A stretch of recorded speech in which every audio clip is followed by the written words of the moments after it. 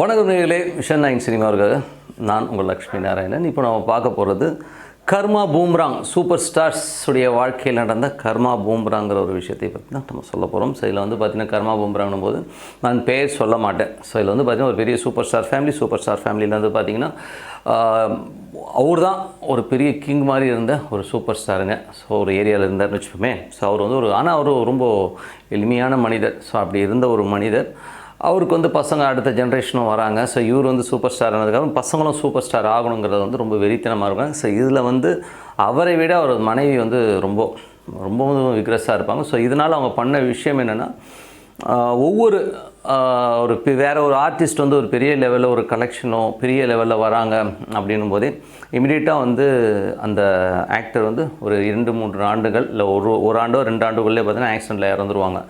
இது வந்து ஒரு ஆர்டிஸ்ட்டில் நிறைய ஆர்டிஸ்ட் வந்து அந்த ஃபீல்டில் இருந்திருக்காங்க. ஸோ அந்த மாதிரி இறந்து கிட்டத்தட்ட நிறைய பேர் வந்து அந்த பொசிஷனுக்கே வர முடியல. ஸோ அதனால் வந்து இவங்களை மீறி யாரும் வர முடியாதுங்கிறது ஒரு லெவலில் வந்து அவங்க வந்து ரொம்ப கட்டுக்கோப்பாக வச்சுருக்காங்க.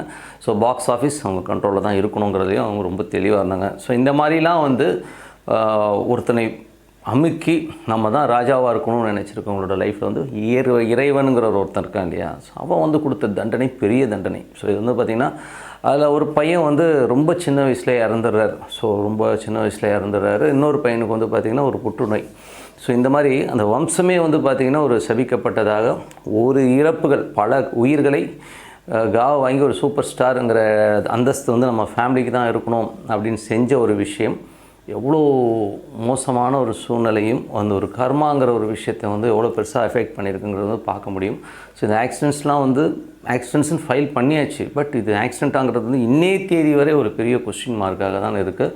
ஸோ இது வந்து ஒரு உலகில் நடந்த ஒரு உண்மையான சம்பவம் தான். ஓகேங்களா, நான் உலகமே சொல்கிறேன். ஸோ உலகில் நடந்த ஒரு உண்மையான சம்பவம். அதனால் வந்து நம்ம எந்த தவறு செய்கிறதா இருந்தாலும் 1க்கு 4 வாட்டி யோசித்து செய்யுங்க. இன்றைக்கி வந்து நமக்கு ஏதோ ஒரு நல்லது நடக்குது, இவனுக்கு வந்து நம்ம கெடுதல் பண்ணிட்டு நமக்கு அந்த இதை எடுத்துக்கிறோம், இவனுக்காக தெரியாமல் கொள்ளையடிச்சுக்கிறோம், இன்னும் இவனை காலி பண்ணோம்னா நமக்கு அந்த சொத்து வந்துடும், அது வந்துடும், இதுன்னு சொல்லிட்டு நீங்கள் நிறைய தப்பான ரூட்டுக்கு போனீங்கன்னா உங்கள் வம்சம் அடிபடுங்கிறத வந்து இந்த விஷயங்கள் வந்து நம்ம உணர்த்துது. ஸோ அதனால் வந்து கர்மா பூம்ராங். ஓகேங்களா. ஸோ ஒரு சூப்பர் ஸ்டாருடைய எவ்வளோ பெரிய ஃபேமிலியாக இருந்தாலும் நம்ம இறைவனுக்கு நடுவில் ஒரு கடுகுக்கும் சின்ன கடுகு. ஓகே.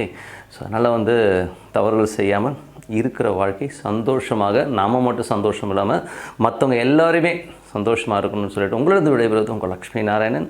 நன்றி, வணக்கம்.